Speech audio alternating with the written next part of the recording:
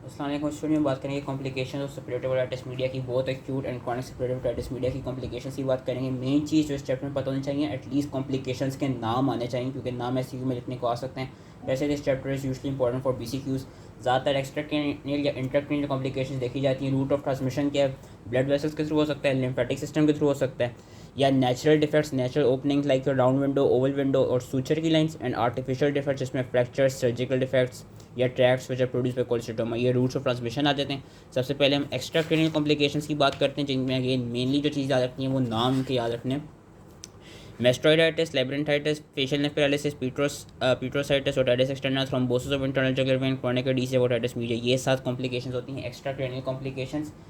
Mainly mastoiditis important है। mastoiditis can be acute or chronic depending upon type of separative otitis media। if it was acute तो acute mastoiditis हो गया, if it was chronic तो chronic की complication में chronic mastoiditis हो गया।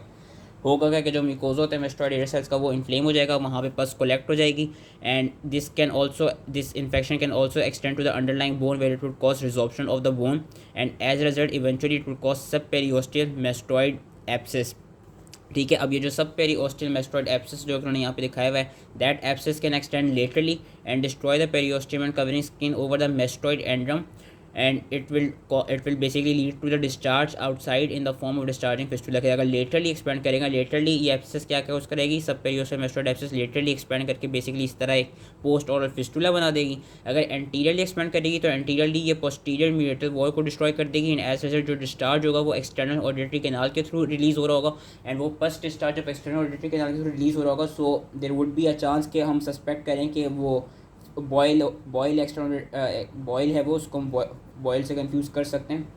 Main जो नाम याद रखना है एमसीक्यूज़ के लिए, वो ये 4 जो हमारे पास एप्सिस आ जाते हैं, Citelli's abscess, Bezold's abscess, and your zygomatic abscess, and Politzer's abscess. Citelli's abscess क्या होता है? सिटेलिस एप्सिस तब होता है कि जब ये जो इन्फेक्शन है वो इन्वेट करके जो पस है, पस बेसिकली प्रेजेंट हो at the level of sheath of posterior belly of digastric muscle, then it will be known as Citelli's abscess. अगर तो पस प्रेजेंट है at the level of sheath of sternocleidomastoid muscle, then it will be known as Bezold's abscess. अगर तो वो posterior root of जाइगोमा में present है, then it is known as zygomatic abscess. And अगर तो वो पीटर्स एपेक्स के लेवल पे प्रेजेंट है, then it is known as Politzer's abscess. ये एप्सिस के नाम याद रखने होंगे। और पीटर्स एपेक्स में, पोलिटजियस एप्सिस में ग्रेडिनिगो सिंड्रोम भी हमको मिलता है कि 5th और 6th क्रेनियल नर्व की इन्वॉल्वमेंट भी होती है। अपवर्ड जाके इंटरक्रेनियल कॉम्प्लिकेशंस भी कॉज करा सकती है। लेकिन ये जो 4 एप्सिस हैं, सिटेलिस एप्सिस कहाँ हो रहा है? पोस्टीरियर बायोडाइगैस्ट्रिक पे। बेजोर्स एप्सिस कहाँ मिल रहा है? स्टर्नोक्लीडोमास्टोइड में। जाइगोमेटिक एप्सिस जाइगोमा में, और पोलिटजियस एप्सिस पीटर्स एपेक्स पे। ये नहीं हमको याद रखना होगा एमसीक्यूज़ के लिए। क्लिनिकल फीचर्स क्या होते हैं? पेन बिहाइंड द एयर होता है, tenderness over the mastoid region हमको मिलती है, एंड हमको अगर तो फिस्टुला हो तो डिस्चार्जिंग फिस्टुला नजर आएगा। और यूजुअली जो डिस्चार्जिंग फिस्टुला होते हैं वो हमको क्या कहते हैं, चिल्ड्रन में कॉमन मिलता है। और जो फीवर भी हमें मोर कॉमन चिल्ड्रन में मिलता है। उसके अलावा डेफनेस भी हो सकती है। इन्वेस्टिगेशन हम कौन कौन सी कराएंगे? वी वो जो पस हमको मिलेगी, पस को हम कल्चर सेंसिटिविटी के लिए भेजेंगे। प्लेन एक्सट्रीम मेस्टोइड कराएंगे लॉस व्यू में, जहाँ पे हमको मेस्टोइड एरिया की हेजीनेस नजर आएगी due to the presence of exudate in the mastoid antrum. And हम सीटी स्कैन कराएंगे। टेम्पोरल बोन का ट्रीटमेंट किस तरह होती है? अगर तो अर्ली स्टेज है तो हम ब्रॉड स्पेक्ट्रम एंटीबायोटिक्स दे देते हैं। अगर एप्सिस फॉर्म हो गई, ये सब पेरियोस्टियल एप्सिस बनने लगी, तो हमको एप्सिस की इंसिडेंट ड्रेनेज करानी होती है। कॉर्टिकल मेस्टोइडेक्टमी हम करा सकते हैं to clear the disease from the mastoid antrum and air cells, जो कि हमने ट्यूबो टेम्पेनिक CSOM में भी पढ़ी थी। और ये अगर तो एटिकोएंट्रल टाइप का CSOM की वजह से कॉम्प्लिकेशन को आ रही है, तो उसमें हम कैनॉल वॉल डाउन मेस्टोडेक्टमी करेंगे, जो हम सारी पढ़ चुके हैं, जिसमें हमारे पास जिसमें हमारे पास मॉडिफाइड रेडिकल और रेडिकल मेस्टोडेक्टमी आ जाती है। उसके अलावा जितनी डिजीज़ हैं, मेन जो एक्स्ट्रा क्रेनियल कॉम्प्लिकेशन थी वो मेस्टोइडाइटिस ही इंपॉर्टेंट थी। बाकी ये है कि सिर्फ नाम पता होना चाहिए। ओटाइटिस एक्सटर्ना हो सकता है। ओटाइटिस एक्सटर्ना हमने 7 डिफरेंट तरह का हो सकता पड़ा था, किसी भी तरह का हो सकता है। थ्रोम्बोसिस हो सकती है इंटरनल जुगुलर वेन की। पीट्रोसाइटिस हो सकता है कि जो पीटर्स बोन है वहाँ के लेवल तक वो एक्सटेंड कर जाएगा एप्सिस, और कभी कभी वहाँ से वो डाउनवर्ड्स जाके जो आपका फेरिंग्स है, फेरिंग्स के पीछे भी एप्सिस बन सकता है। जिसमें हमारे पास क्लिनिकल फीचर्स क्या होते हैं? ज़्यादातर unilateral headache, temporal supra unilateral headache in the temporal, supra orbital और रेट्रो ऑर्बिटल रीजन, इरिटेशन और trigeminal nerve, paralysis of 6th cranial nerve, it can cause diplopia, Gradenigo syndrome हमें मिल रहा होता है। ट्रीटमेंट वही होती है जो क्रॉनिक ओटाइटिस मीडिया की ट्रीटमेंट होती थी। क्रॉनिक एडीजिव ओटाइटिस मीडिया मिल सकता है कि जिसमें बेसिकली हमको जो मिडिल ईयर कैविटी वहाँ पे हमको एडिशंस मिलेंगी, जो कि ऑलवेज बायलेटरल होंगी। उसके अलावा लेबरेटाइटिस और फेशियल नेल पैरालिसिस। तो ये 7 कॉम्प्लिकेशंस हमको एक्स्ट्रा क्रेनियल की याद रखनी है। अगर हम इंट्राक्रेनियल कॉम्प्लिकेशंस की बात करें तो उसमें extra ड्यूरल abscess, subdural abscess, brain abscess, meningitis, encephalitis, sigmoid sinus thrombosis और ऑर्टाइटिक हाइड्रोकेफेलस याद रखना होगा। एक्स्ट्रा ड्यूरल एब्सेस के बेसिकली पस कहाँ पे कलेक्ट हो रही है, between the bone and between the dura mater. Usually clinical features में देखा जाता है, it is discovered during the time of mastoidectomy operation.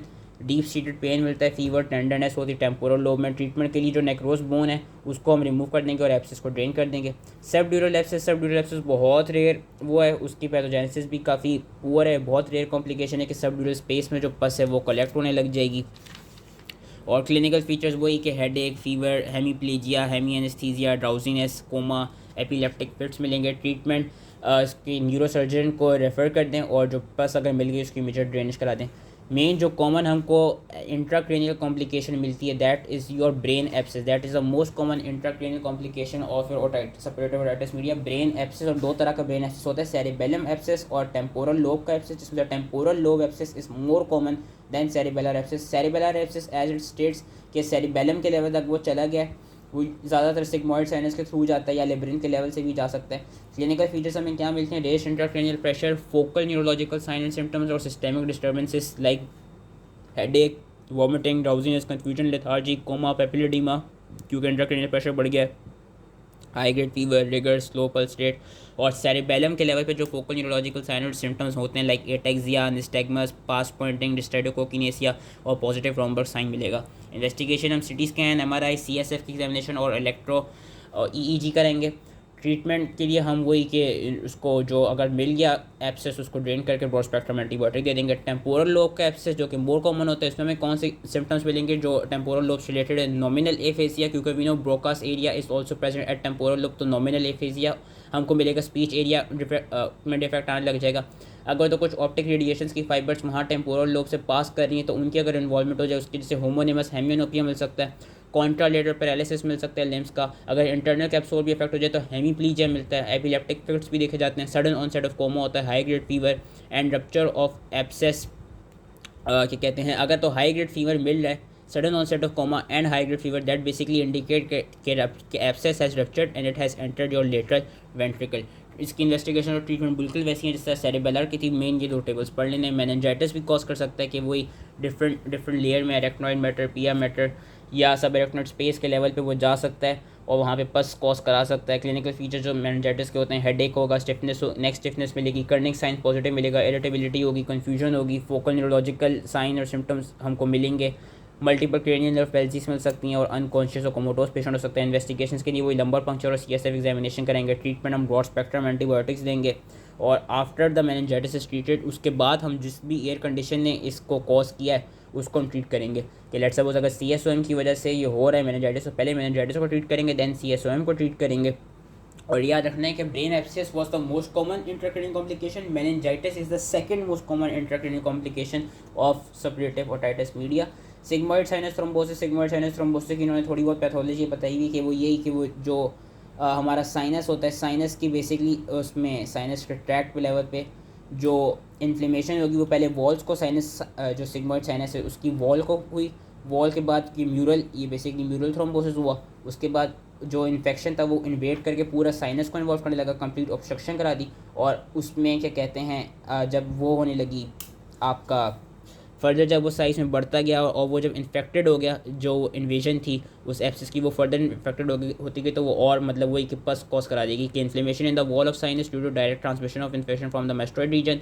Inflammation of the wall results in formation of thrombus which rapidly increase in size and involves the whole human of the sigmoid sinus. Thrombus may extend in either direction to cause involvement of the jugular bulb, internal jugular vein, superior petrosal sinus and cavernous sinus also. ये दो जो ये contents है sigmoid sinus का, और इन दो sinuses के level तक भी जा सकते हो। and if that thrombus is infected then it would cause abscess formation. clinical features क्या होंगे कि once the thrombus is infected it will lead to breakup and it will cause small emboli की formation, fevers होंगे, rigors मिलेंगे, 1 rigor per day मिलेगा, pulse rate भी हमको increase मिलेगा और हेडेक और वॉमिटिंग मिल रही होगी। डिफरेंशियल डायग्नोसिस के लिए मलेरिया, टाइफॉइड और ब्रोंकोनिमोनिया से कर सकते हैं। ट्रीटमेंट के लिए एंटीबायोटिक और एंटीकोगुलेंट्स देते हैं।